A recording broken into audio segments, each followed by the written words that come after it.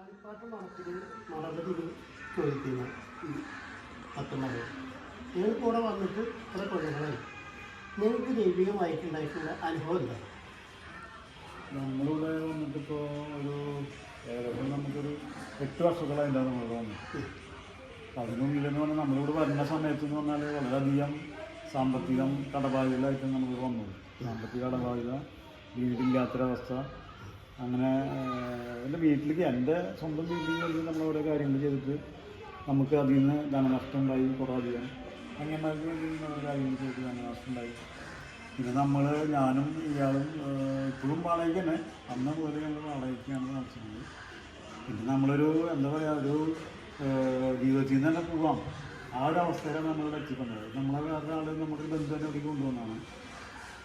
അതായത് എല്ലാം നമ്മുടെ കയ്യിൽ പോയി, എല്ലാം നമ്മുടെ കയ്യിൽ വിട്ട് പോയൊരു അവസരത്തിൽ നമ്മൾ ഇവിടെ വരണം. ഇവിടെ വന്ന് നമ്മൾ ഇവിടുത്തെ മണവതിയായിട്ടുള്ള ജൈവണ്ണൊരു കാര്യങ്ങൾ സംസാരിച്ചു. നമ്മളിങ്ങനെയുള്ള സംഭവങ്ങളെന്ന് പറഞ്ഞപ്പോൾ അതിനുള്ള ഏത് രീതിയിലുള്ള വഴിപാട് ചെയ്താലാണ് നമ്മളെ കൊണ്ടാവാവുന്ന രീതിയിലുള്ളത്. വലിയൊരു അധിക ചിലവും നമ്മുടെ കയ്യിലില്ല, കാരണം സാമ്പത്തിക അത്രയ്ക്ക് മോശമായിരുന്നു.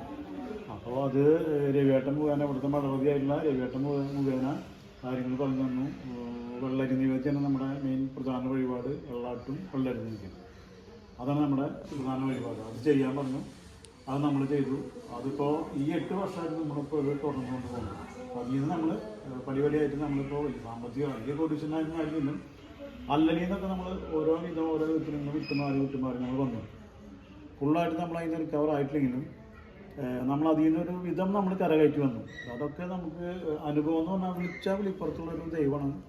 നമ്മളിവിടുത്തെ ചാളിപ്പാട്ട് മഠത്തിലെ കുട്ടിശാസ്ത്രപ്പൻ സ്വാമിയും പൊന്നുണ്ണി വിഷ്ണുമായ സ്വാമിയും അതുപോലെ തന്നെ ചീച്ചാമുണ്ടി ദേവി അമ്മയും ഭുവനേശ്വരമ്മ എന്ന് വിളിക്കുന്ന ആൾ തന്നെ ശ്രീ ഭദ്രകാളി ദേവി അമ്മയും, അവരൊക്കെ എന്ന് പറഞ്ഞാൽ നമ്മൾ എന്തൊരു കാര്യത്തിനും നമ്മൾ ഇറങ്ങുമ്പോഴും നമ്മൾ ആ കാര്യം സാധിക്കാനായി നമുക്ക് ഇങ്ങനെ സംഭവം ഉണ്ട് സ്വാമി കൊണ്ട് ഇറങ്ങി കഴിഞ്ഞാൽ ആ സംഗതി റെഡിയാണ് നടന്നിരിക്കും. കാരണം ഇതുവരെ എൻ്റെയും എൻ്റെ ഭാര്യയുടെ അനുഭവമാണ് ഞാൻ പങ്കുവയ്ക്കുന്നത്. കാരണം നമ്മൾ ഇവിടെ വന്നിട്ടുള്ള കാര്യങ്ങൾ, ഇപ്പം നമ്മൾ പല സ്ഥലങ്ങളിലും പല അമ്പലങ്ങളും പല കാര്യങ്ങളുണ്ട്. നമ്മൾ അവിടെയൊക്കെ പോയിട്ട് നമുക്ക് സാധിക്കാത്ത കാര്യങ്ങളാണ് നമ്മളിവിടെ വന്ന് സാധിച്ചിട്ടുള്ളത്. നമ്മളിപ്പോൾ ഇവിടുത്തെ കാര്യത്തിനെ പറ്റി നമ്മൾ മറ്റുള്ളവർ ആകർഷിക്കുന്നുണ്ടോ ഇല്ലയെന്ന് എനിക്കറിയില്ല. മറ്റുള്ളവരെ ആകർഷിക്കാൻ വേണ്ടി വേണം നല്ലത്. എൻ്റെ സ്വന്തം അനുഭവമാണത്. കാരണം മറ്റുള്ള ഭക്തർ വന്നിട്ട് അവരവരുടെ അനുഭവം പങ്കുവയ്ക്കട്ടെ. കാരണം നമ്മളിവിടെ വന്നിട്ടുള്ള അനുഭവമാണ് നമ്മൾ കാണുന്നത്. ഇപ്പോഴും നമ്മളിവിടെ വന്നുകൊണ്ടിരിക്കുന്നുണ്ട്. മാസത്തിൽ ഞങ്ങൾ രണ്ടുപേരും ചെറിയ ജോലിയുണ്ട്, അത് കിട്ടി കഴിഞ്ഞാൽ ഞങ്ങൾ ഇവിടുത്തെ പ്രധാന വഴിപാട് വെള്ളരി നേദ്യം, അതുപോലെ തന്നെ വെള്ളാട്ട്, കർമ്മവെള്ളാട്ട്, വെള്ളരി പൂജ എന്നാണ് അതിന് പറയാം. അതാണ് പ്രധാന വഴിപാട്. സ്വാമിക്ക് ഏറ്റവും ഇഷ്ടമായിട്ടുള്ള വഴിപാട് അത് തന്നെയാണ്. അപ്പോൾ നമ്മളത് ഇവിടെ നടത്തി കൊടുക്കുന്നുണ്ട്. കാരണം അതൊന്നും നമുക്ക് നഷ്ടമില്ല. ഇത് ആദ്യത്തെ പടി മാത്രമാണ് നമ്മൾ എൻ്റെ കയ്യിൽ എടുത്തേക്ക് ചെയ്യേണ്ടി വന്നുള്ളൂ.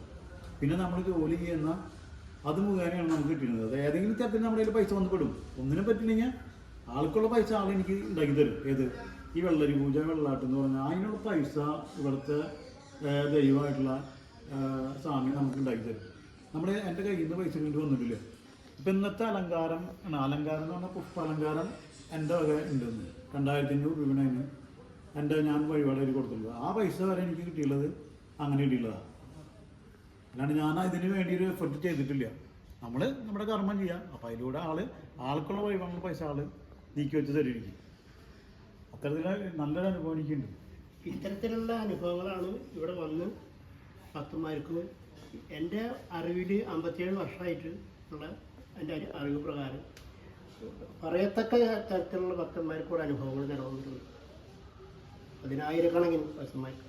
പക്ഷെ നമ്മളിപ്പോൾ അത് മറ്റൊരാൾ പറയാനോ അതിന് വിശദീകരണം കൊടുക്കാനോ ഒന്നും നമ്മൾ തയ്യാറില്ല. അപ്പോൾ ഒരു ഭക്തന്മാർക്ക് ഒരു അനുഭവം പങ്കുവയ്ക്കണമെന്ന് പറഞ്ഞപ്പോൾ ആ ഒരു അനുഭവമാണ് കേട്ടത്. ഇതുമാതിരി ഇവിടെ നടന്നുകൊണ്ടിരിക്കുന്ന ചരിത്രം. ഏതൊരു ആൾ വ്യസനിച്ചിട്ട് വന്ന് ഇവിടെ സങ്കല്പിച്ചാലും ആ സങ്കല്പം പൂർത്തീകരിക്കുന്നുണ്ട്.